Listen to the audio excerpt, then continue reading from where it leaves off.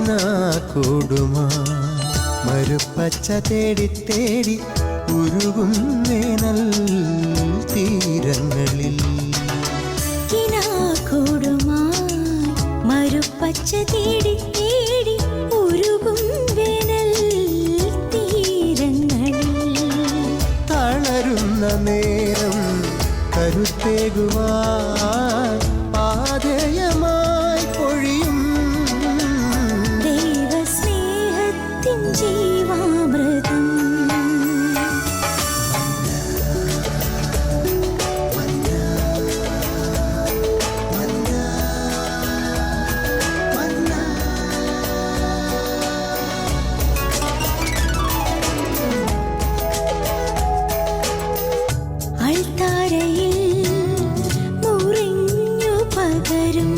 ആത്മയുഗത്തിൻ കൃപയായൊഴുകും അൾത്താരയിൽ മുറിഞ്ഞു പകരും.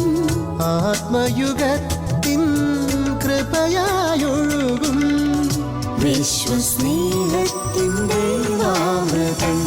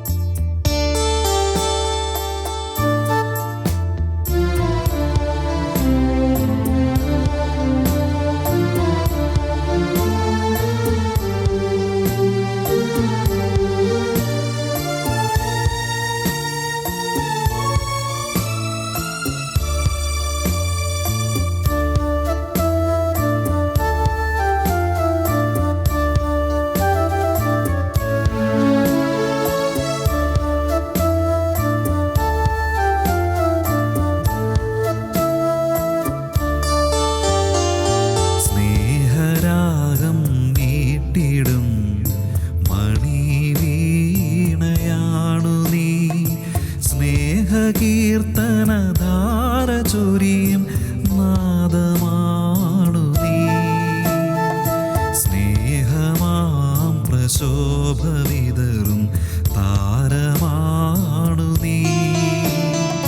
സ്നേഹശീതളമാരി പൊഴിയും മേഘമാണു നീ.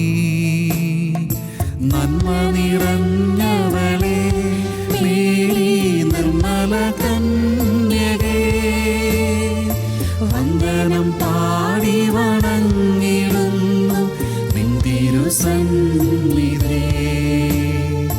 നന്മ നിറഞ്ഞവളെ മേരി നിർമ്മല കന്യകേ, വന്ദനം പാടി വണങ്ങിടുന്നു നിൻ തിരുസന്നിധേ.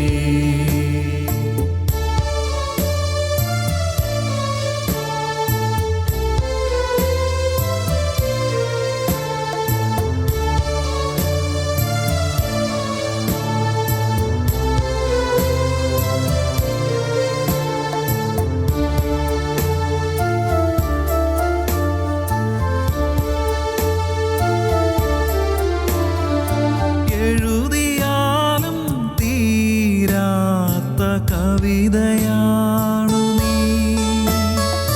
പാടിയാലും തീരാത്ത ഗാനമാണു നീ. മാഞ്ഞിടാത്ത മാരിവില്ലിൻ ശോഭയാണു നീ. മാനവർക്കു സ്വർഗലോക വാതിലാണു നീ. എഴുതിയാലും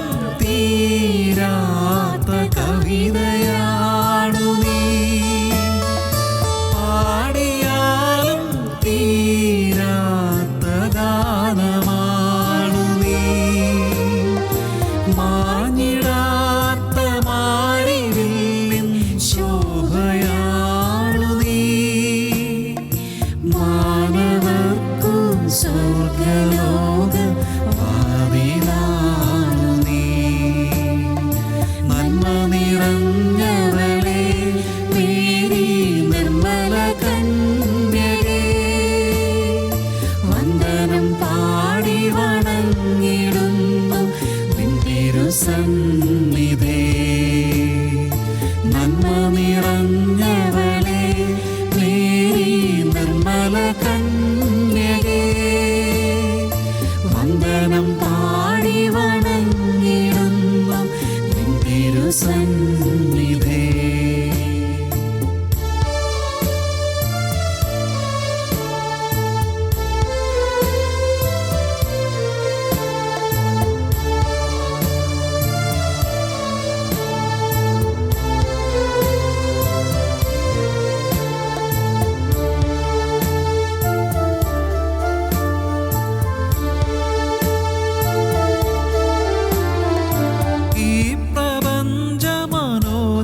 തേജസ്സിനാഴമാണു നീ, നിത്യജീവനിലാശ നൽകും സ്നേഹദീപം നീ. സ്ത്രീത്വമെന്ന വിശുദ്ധി തന്നുടെ അർത്ഥമാണു നീ, ത്രിത്വമേക സ്വരൂപനായി മഹത്വമേകി നീ. ഈ പ്രപഞ്ചമനോജ്ഞ തേജസ്സിനാഴമാണു നീ, നിത്യജീവനിലാശ നൽകും സ്നേഹദീപം നീ. സ്ത്രീത്വമെന്ന വിശുദ്ധി തന്നുടെ അർത്ഥമാണു നീ, ത്രിത്വമേക സ്വരൂപനായി മഹത്വമേകി നീ. സ്നേഹരാഗം നീട്ടിടും മണിവീണയാണു നീ, സ്നേഹകീർത്തനധാര ചൊരിയും നാദമാണു നീ. സ്നേഹമാം പ്രശോഭവിതറും താരമാണു നീ, സ്നേഹശീതളമാരി പൊഴിയും മേഘമാണു നീ. നന്മ നിറഞ്ഞവളേ മേരി നിർമ്മല കന്യകേ, വന്ദനം പാടി വണങ്ങിടുന്നു നിൻ തിരുസന്നിധേ. നന്മ നിറഞ്ഞവളേ മേരി നിർമ്മല കന്യകേ, വന്ദനം പാടി വണങ്ങിടുന്നു നിൻ തിരുസന്നിധേ.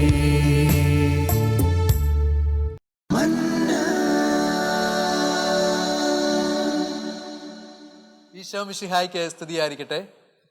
ഈശോയിൽ ഒത്തിരിയേറെ സ്നേഹിക്കപ്പെടുന്ന സഹോദരി സൗരങ്ങളെ, ഇന്ന് വിശുദ്ധ യോസേപ്പിതാവിൻ്റെ വ്യക്തിത്വത്തെ അടിസ്ഥാനമാക്കി അല്പം കാര്യങ്ങൾ നിങ്ങളുമായിട്ട് ഷെയർ ചെയ്യാൻ വേണ്ടി ഞാൻ ആഗ്രഹിക്കുകയാണ്.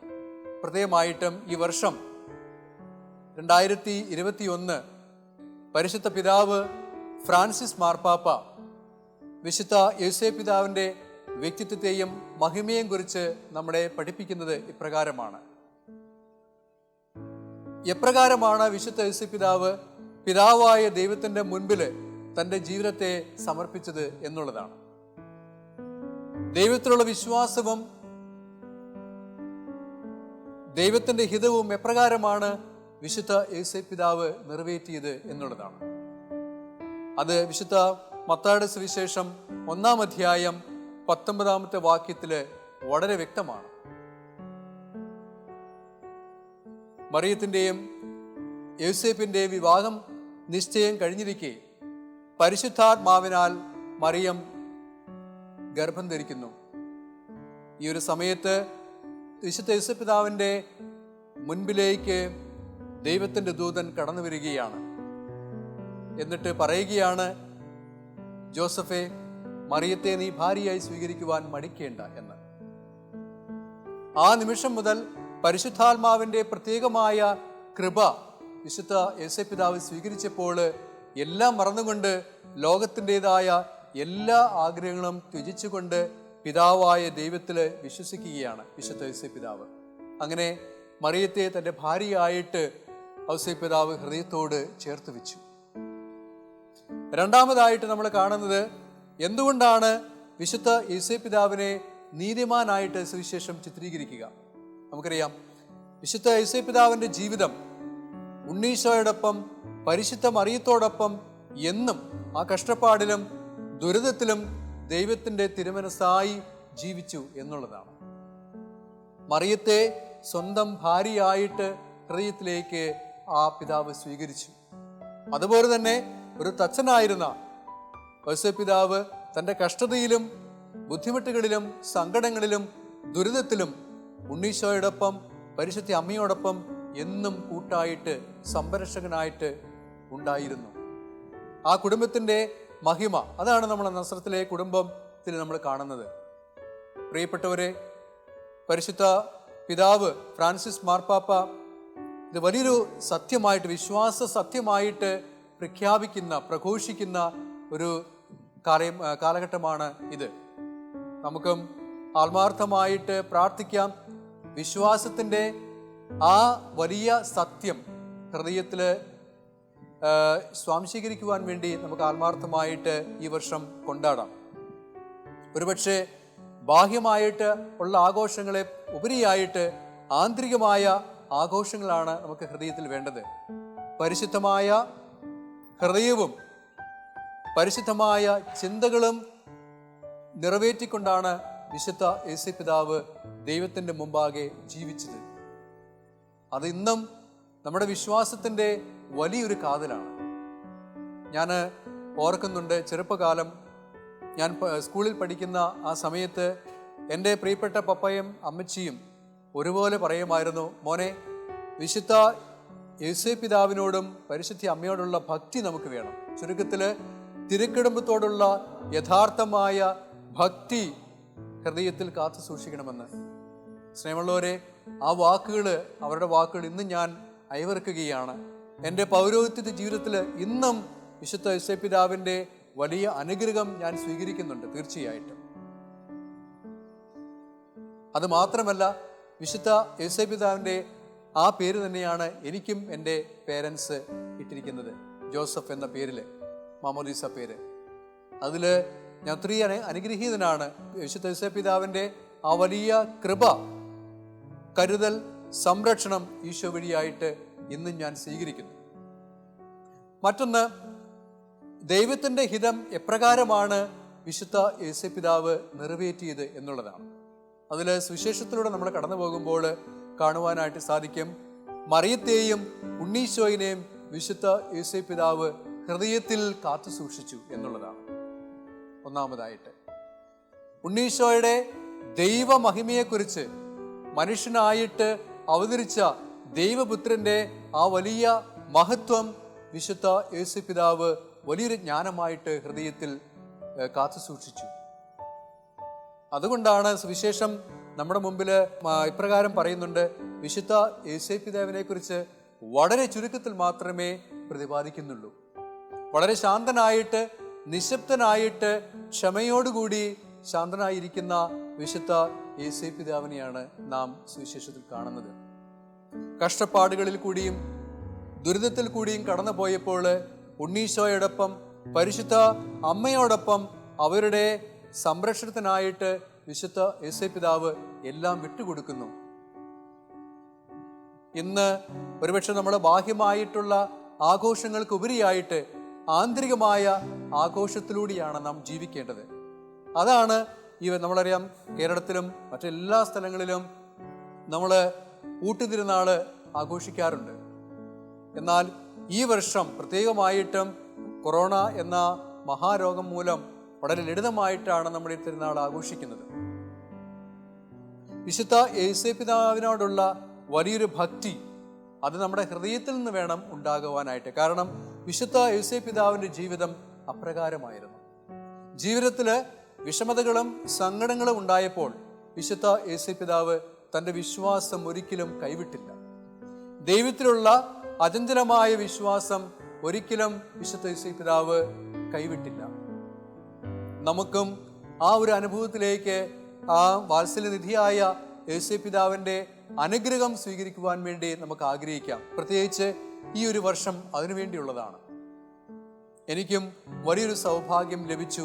ഈ വർഷവും ഈ ഒരു കാലഘട്ടത്തിലും വിശുദ്ധ യേശുപിതാവിനെ പ്രതി മനോഹരമായ ഒരു പാട്ട് ചിട്ടപ്പെടുത്തി അത് ആനന്ദിക്കുവാനും അത് കമ്പോസ് ചെയ്തപ്പോഴും വിശുദ്ധ യേശുപിതാവിൻ്റെ അനുഗ്രഹവും എനിക്ക് ലഭ്യമായി. ഈ കഴിഞ്ഞ ആഴ്ചയിൽ അത് ഗുഡ്നസ് TV-യിൽ ആ പാട്ട് വന്നിരുന്നു. അത് കണ്ടപ്പോഴും അത് കേട്ടപ്പോഴും ദൈവം എന്നിലൂടെ പ്രവർത്തിച്ച അനുഗ്രഹത്തെ ഞാൻ വാഴ്ത്തുകയാണ്. അത് തീർച്ചയായിട്ടും ഞാൻ വിശ്വസിക്കുന്നു വിശുദ്ധ യേശുപിതാവിൻ്റെ പ്രത്യേകമായ ഒരു നിയോഗത്താൽ കിട്ടിയ ഒരു അനുഗ്രഹമാണത്. ഇന്ന് ലോകമെമ്പാടും എത്രയേറെ ജനതകൾ ഈ വിശുദ്ധ യേശുപിതാവിനെ വണങ്ങുന്നു. വിശുദ്ധ യേശുപിതാവിൻ്റെ ഗുണഗണങ്ങളെ മനഃപ്പാഠമാക്കി പഠിക്കുന്നു. അത് വലിയൊരു അടയാളമായിട്ട് ഇന്ന് നാം കൊടുക്കേണ്ടത് ആവശ്യമാണ്. ഭക്തിയുടെയും സ്നേഹത്തിൻ്റെയും ത്യാഗത്തിൻ്റെയും വാത്സല്യത്തിൻ്റെയും വലിയൊരു പ്രതീകമായിട്ടാണ് വിശുദ്ധ യേശുപിതാവ് നമ്മുടെ മുൻപിൽ നിൽക്കുന്നത്.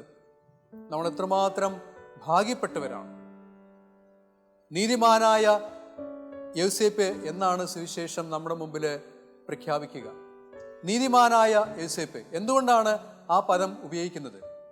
അതിൽ ഏറ്റവും പ്രധാനപ്പെട്ട ഒന്ന്, യേശുവിനെയും മറിയത്തെയും ഒരുപോലെ കാണുവാനും ഉണ്ണീശോയുടെ ജീവിതം, ആ ജീവിതത്തിൻ്റെ വിശുദ്ധി യേശുപിതാവ് ഒപ്പിയെടുത്തിരുന്നു. രണ്ടാമതായിട്ട് മറ്റുള്ളവരുടെ ദുഃഖങ്ങൾ മനസ്സിലാക്കുവാനും കഷ്ടതയിൽ അവരെ സഹായിക്കുവാനുമുള്ള വലിയൊരു സന്നദ്ധത വിശുദ്ധ യേശുപിതാവിൻ്റെ ജീവിതത്തിൽ ഉണ്ടായിരുന്നു. മൂന്നാമതായിട്ട് ജീവിതത്തിൽ സഹനത്തിൻ്റെ പാതയിലൂടെ സഞ്ചരിച്ചപ്പോഴും വിശുദ്ധ യേശുപിതാവ് ഒരു പരാതി പോലും പെട്ടില്ല. അതുകൊണ്ടാണ് സുവിശേഷത്തിൽ നിശബ്ദനായിട്ട് മാത്രം ഇരിക്കുന്ന വിശുദ്ധ യേശുപിതാവിനെ നമുക്ക് കാണുന്നത്. ഒരു പരാതിയും കൂടാതെ ദൈവഹിതം എന്താണോ, ആ ദൈവത്തിൻ്റെ മനോഭാവം ഏത് രീതിയിലാണോ തന്നിൽ ഭവിക്കേണ്ടത് എന്ന് മാത്രമേ വിശുദ്ധ യേശുപിതാവ് പ്രാർത്ഥിച്ചിട്ടുള്ളൂ. അതുകൊണ്ടാണ് നന്മരണത്തിൻ്റെ മധ്യസ്ഥൻ എന്നാണ് നാം വിശേഷിപ്പിക്കുന്നത് വിശുദ്ധ യേശുപിതാവിനെ. അതുപോലെ തന്നെ തൊഴിലാളിയുടെ മധ്യസ്ഥൻ. ഒരു തച്ചനായിരുന്ന അവിടുന്ന് ഒരു സാധാരണ തൊഴിലാളിയെ പോലെ കഠിനാധ്വാനം ചെയ്ത് ജീവിച്ചു ഒരു കുടുംബത്തിന് വേണ്ടി. നമുക്കറിയാം, പാഷൻ ഓഫ് ദ ക്രൈസ്റ്റ് എന്ന മനോഹരമായ ആ ഫിലിം നമ്മൾ വാച്ച് ചെയ്യുമ്പോൾ അതിൽ വിശുദ്ധ യേശുപിതാവിൻ്റെയും പരിശുദ്ധ അമ്മയുടെയും ജീവിത രീതികളെ ആ സംവിധായകൻ കാണിക്കുന്നുണ്ട്. അതിൽ ഈശോ വാത്സല്യനിധിയായ തൻ്റെ പിതാവിൻ്റെ വളർത്തുപിതാവായ വിശുദ്ധ യേശുപിതാവിൻ്റെ മുമ്പിൽ വന്ന് ആ സൗഹൃദം പങ്കിടുന്നതും പരിശുദ്ധ അമ്മയോടൊപ്പം ആ സൗഹൃദം പങ്കിടുന്നതും ആ ചിത്രത്തിൽ വ്യക്തമാക്കുന്നുണ്ട്. ഇന്ന് നമ്മുടെ ഒരു കുടുംബത്തിൽ നമ്മളായിരിക്കുമ്പോൾ നമ്മുടെ പ്രിയപ്പെട്ട അപ്പച്ചൻ, നമ്മുടെ പ്രിയപ്പെട്ട അമ്മച്ചി തീർച്ചയായിട്ടും എൻ്റെ ജീവിതത്തിൻ്റെ ഏറ്റവും മുഖ്യമായ ഒരു പ്രാർത്ഥനാപരമായ അല്ലെങ്കിൽ എന്നെ ഈ ഒരു പൊസിഷനിലേക്ക്, പദവിയിലേക്ക് കൊണ്ടുവന്നതിൻ്റെ ഉത്തരവാദിത്തം അവരുടേതാണ്. അവരുടെ പ്രാർത്ഥനയും അവരുടെ ത്യാഗോജ്വലമായ ജീവിതം കൊണ്ടാണ് ഞാൻ എന്തായിരിക്കുന്നുവോ ഇവിടെ എത്തിയിരിക്കുന്നത്. അതുപോലെ തന്നെയാണ് വളർത്തുപിതാവായ വിശുദ്ധ യേശുപിതാവ് തൻ്റെ പുത്രനായ യേശുവിനെ, ഉണ്ണീശോനെ വളർത്തിയതും അപ്രകാരമായിരുന്നു. സ്നേഹം പകർന്നുകൊണ്ട്, എല്ലാം കൊടുത്തുകൊണ്ട്, പൂർണ്ണമായിട്ടും ദൈവത്തിൻ്റെ ഹിതത്തോട് ചേർത്ത് വെച്ചുകൊണ്ട് വിശുദ്ധ യേശുപിതാവ് തൻ്റെ ജീവിതം സമർപ്പിക്കുകയാണ് ചെയ്യുന്നത്. നമുക്കറിയാം, ഇന്ന് ഈ ഒരു വർഷം നമുക്കെല്ലാവർക്കും ഒത്തിരി സന്തോഷത്തോടു കൂടി പ്രാർത്ഥിക്കാം. നമ്മുടെ വിശ്വാസം എന്ന സത്യം കൂടുതലായിട്ട് പ്രഘോഷിക്കുവാനായിട്ട് നമുക്ക് ആഗ്രഹിക്കാം. വിശുദ്ധ യേശുപിതാവിൻ്റെ മധ്യസ്ഥത എന്നും നമ്മളിലുണ്ട്. നമ്മുടെ ജീവിതത്തിൽ നമുക്ക് ആത്മാർത്ഥമായിട്ട് പ്രാർത്ഥിക്കാം. തീർച്ചയായിട്ടും ഒത്തിരി കൃപകൾ കിട്ടും. എൻ്റെ ജീവിതത്തിലും ആ കൃപ ഞാൻ സ്വീകരിച്ച ഒരു വ്യക്തിയാണ്. അതുകൊണ്ട് പൂർണ്ണമായിട്ടും വളരെ ബോധ്യത്തോടു കൂടി എനിക്ക് പറയാൻ സാധിക്കും, നമ്മൾ എന്ത് പ്രാർത്ഥിക്കുന്നുവോ അത് ഹൃദയത്തിൻ്റെ പരമാർത്ഥതയിൽ പ്രാർത്ഥിക്കുമ്പോൾ വിശുദ്ധ യേശുപിതാവ് കേൾക്കും. ഈശോ വഴിയായിട്ട്, പരിശുദ്ധ അമ്മ വഴിയായിട്ട് ആ കൃപ തീർച്ചയായിട്ടും നമുക്ക് ലഭ്യമാകും. ഇതെൻ്റെ ഒരു വിശ്വാസമാണ്. ആകയാൽ ഈ ഒരു വർഷം പൂർണ്ണമായിട്ടും നമ്മുടെ ജീവിതത്തെ പൂർണ്ണമായിട്ടും ദൈവത്തിൻ്റെ തിരുമുമ്പിൽ നമുക്ക് സമർപ്പിക്കാം. വിശുദ്ധ യേശുപിതാവ് ഉണ്ണീശോയിനെയും മാതാവിനെയും പൂർണ്ണമായിട്ടും ദൈവത്തിൻ്റെ തിരുമനസ്സിൻ്റെ കീഴിൽ സമർപ്പിച്ചു. ആ വിശ്വാസത്തോടു കൂടിയാണ് അദ്ദേഹം തൻ്റെ ജീവിതം ആരംഭിച്ചത്. എല്ലാം മറന്നുകൊണ്ട് ലോകത്തിൻ്റെതായ ആഗ്രഹത്തിൽ നിന്നും വ്യതിചലിച്ചുകൊണ്ട് വിശുദ്ധ യോസേപ്പ് പിതാവ് ജീവിച്ചു. നീതിമാനായിട്ടാണ് ജീവിച്ചത്, നിശബ്ദനായിട്ടാണ് ജീവിച്ചത്. സ്വപ്നം കാണുന്ന ഒരു പിതാവായിട്ടാണ് വിശുദ്ധ യോസേപ്പ് പിതാവിന് വീണ്ടും സുവിശേഷം കാണിക്കുക. സ്വപ്നം കാണുന്ന പിതാവ്. ദൈവത്തിൽ അടിയുറച്ച് വിശ്വസിച്ചുകൊണ്ട് ഉള്ളവർക്ക് മാത്രമേ ഈ ദൈവികമായ സ്വപ്നം കാണുവാനും അത് നിലനിർത്തുവാനും വേണ്ടി സാധിക്കുകയുള്ളൂ.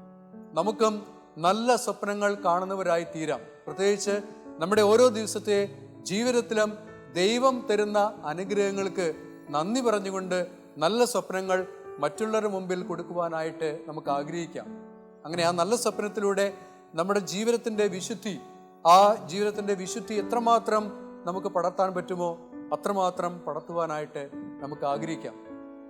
അതിനുള്ള വലിയ വരവും കൃപയും വിശുദ്ധ യോസേപ്പ് പിതാവ് നമുക്ക് തീർച്ചയായിട്ടും നൽകും. ആത്മാർത്ഥമായിട്ട് നമുക്ക് പ്രാർത്ഥിക്കാം. ഈ ഒരു വർഷം ഒത്തിരി അനുഗ്രഹത്തിൻ്റെയും ഒത്തിരി സ്നേഹത്തിൻ്റെയും സമൃദ്ധിയുടെയും ആശ്വാസത്തിൻ്റെയും പ്രത്യാശയുടെയും വലിയ അനുഗ്രഹമായിട്ട് നിങ്ങളുടെ ജീവിതത്തിൽ ഉണ്ടാകട്ടെ എന്ന് ആത്മാർത്ഥമായിട്ട് പ്രാർത്ഥിക്കുകയാണ്. എൻ്റെ ജീവിതത്തിൽ വിശുദ്ധ യോസേപ്പ് പിതാവിനെ ഞാൻ അനുഭവിച്ച കുറേ നിമിഷങ്ങൾ ഉണ്ട്. ഒരു പിതാവിൻ്റെ വാത്സല്യവും ആ വലിയ സംരക്ഷണവും എന്നും എൻ്റെ ജീവിതത്തിൽ ഞാൻ അനുഭവിച്ചുകൊണ്ടിരിക്കുന്നു. ആ വലിയൊരു ഭക്തിയോടുകൂടി ഒരു 4 ലൈൻ ചെറിയൊരു പാട്ട് വിശുദ്ധ യോസേപ്പ് പിതാവിനെ പ്രതി ഞാൻ നിങ്ങളുടെ മുമ്പാകെ പാടുകയാണ്. വിശുദ്ധനായ യോസേപ്പേ, കന്യാമറിയത്തിൻ കാന്തനേ, വിശുദ്ധനായ യോസേപ്പേ, കന്യാമറിയത്തിൻ കാന്തനേ, തിന്മയിൽ നിന്നും കാത്തിടാനായി ഞങ്ങൾക്കു വേണ്ടി പ്രാർത്ഥിക്കണേ. വിശുദ്ധനായ യോസേപ്പേ, കന്യാമറിയത്തിൻ കാന്തനേ, വിശുദ്ധനായ യോസേപ്പേ. പിതാവിൻ്റെയും പുത്രൻ്റെയും പരിശുദ്ധാത്മാവിൻ്റെ നാമത്തിൽ ആമേൻ. കുരിശ് രക്ഷയുടെ അടയാളമാണ്. സ്നേഹത്തിൻ്റെയും പങ്കുവെക്കലിൻ്റെയും മഹത്തായ അനുഭവം. ആ വലിയ രക്ഷയുടെ സാന്നിധ്യം നമ്മുടെ ജീവിതത്തെ സമ്പൂർണ്ണമാക്കട്ടെ. ഏവർക്കും ക്രിസ്തു സ്നേഹവും സമാധാനവും നേരുന്നു. പ്രാർത്ഥനയും നമുക്ക് പരസ്പരം ഓർമ്മിക്കാം. നിങ്ങളുടെ അഭിപ്രായങ്ങളും നിർദ്ദേശങ്ങളും ഞങ്ങളെ അറിയിക്കാൻ മറക്കരുത്. eldroyvision.uae@gmail.com. വിശ്വസ്നേഹത്തിൻ്റെ അമൃതം